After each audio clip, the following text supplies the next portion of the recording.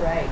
Yeah. I mean, it's interesting because up here in New York, it was much less of an event. At least, I suppose of us here felt it, but that remains to be seen as we get more eyewitness accounts. I want to tell our viewers that now we're getting reports of damage at Union Station, which is right across from I think I'm sorry, what you're seeing right here. I'm trying to get my eye. I think we're seeing the top of You didn't Union want Station, which is right across from the Fox News Bureau.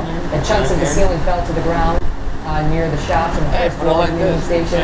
An eyewitness saw cracking, saw 2-foot holes, said that people inside the station were panicking. They heard the sound of metal cracking. Many people believe that a train had hit the wall. We don't have video of that yet, but Union Station has been evacuated. And again, folks, put it in perspective. I mean, just think about the status for folks who have felt this here on the eastern coast of the United States. Folks in Washington, at the Pentagon, at the Capitol, inside the White House, here in New York, down in the financial district, feeling so close to the 10-year mark since the 9/11 attacks. Their buildings shake, not knowing what it is. It's not like California, where we often get earthquakes and we can assume that we've just been hit by an earthquake. Unfortunately, in particular in D.C. and New York, we tend to lead to a different conclusion. Today, we have been hit by a 5.9 magnitude quake, according to the USGS. No reports of injuries yet. No reports of significant building damage yet, but this is a very fluid situation. What we've heard so far is mostly about minor damage, but damage nonetheless. We've seen aerial shots here in New York City of people on the top of the Empire State Building, of people on the top of Rock Center, walking around the building, perhaps wondering what to do. People on the streets of New York, people on the streets of Washington, D.C., wondering where to go. Some who work in buildings such as the one that houses Fox News D.C. being allowed to go back in momentarily to collect their belongings. Others in larger buildings that are suffering from minor flooding or small fires we've had reports of, perhaps not as lucky to be allowed that courtesy. There is some concern about the safety of the subway system in the D.C. area at least. We have not yet heard that here in New York, but we've heard one report in D.C. about that concern. Some concerns at JFK Airport about the control towers there being evacuated and halting flight traffic temporarily, although our Fox Edge reporters seem to be able to take off, at least if that's how it would appear from his report he delivered on this program.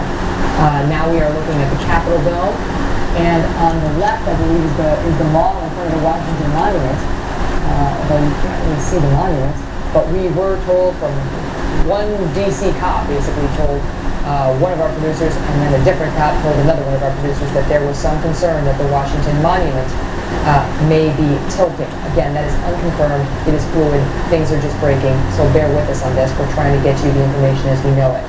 We are also being told that 2 nuclear reactors close to the epicenter of the quake in Virginia have been taken offline, but that there have been no reports of damage to those nuclear reactors.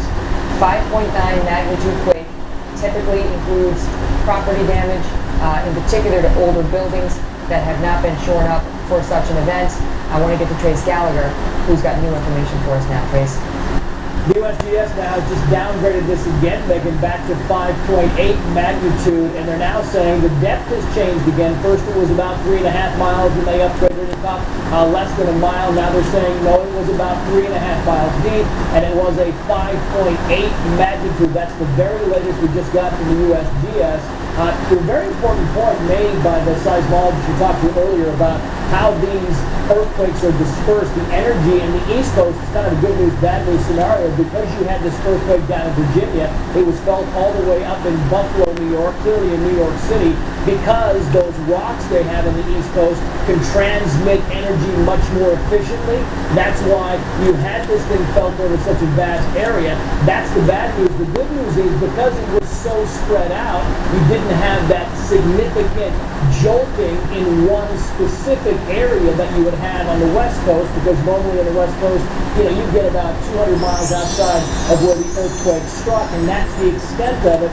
But the bad news is you get much more of a jolt within those 200 miles. So again, they have downgraded this a bit to 5.8 magnitude, about 3.5 miles below the surface of the Earth, which is still a pretty shallow earthquake, and why it was felt by so many people. And one would suppose that they are checking the subways very closely in New York, also the underground traffic in D.C., because those are points of interest. They just don't have the building codes on the East Coast that they have on the West Coast, which is why they're being very diligent, I'm sure, at the airports and the underground transportation hubs in both, in fact, up and down the eastern seaboard to find out exactly what happened to them.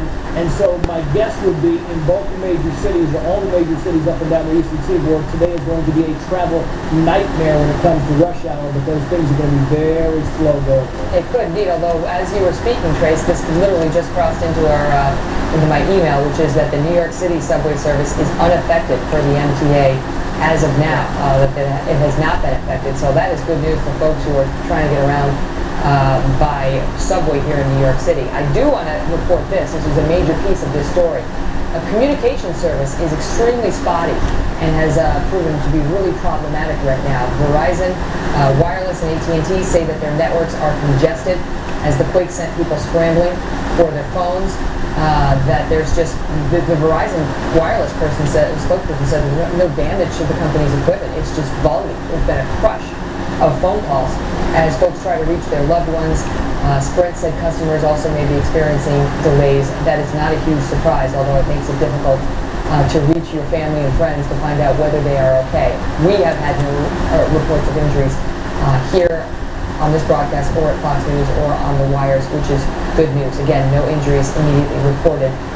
And in a quake this size, oftentimes there would not be. There may be perhaps just property damage. That is what we are hoping.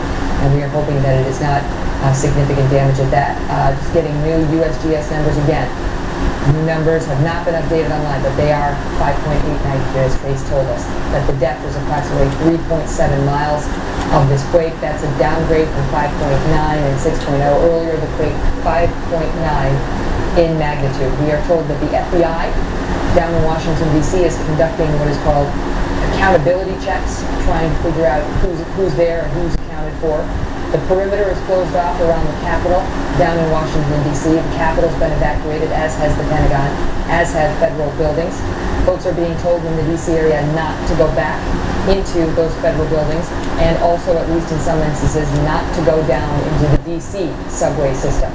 That they are still trying to confirm the extent of damage there. We are told the LaGuardia control towers here in New York City have not been evacuated. We understand that airport is open. It's been somewhat conflicted about JFK, but we were told that it was shut down earlier. That seems to have been changed. This earthquake has been felt all up and down the East Coast, from Martha's Vineyard, where the president is, even down in Georgia. Now we're hearing that this was heard to some extent, and here in New York City, including in Times Square, just a couple of weeks before 9/11.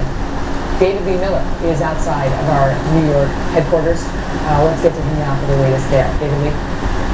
I mean, we were in the heart of the time.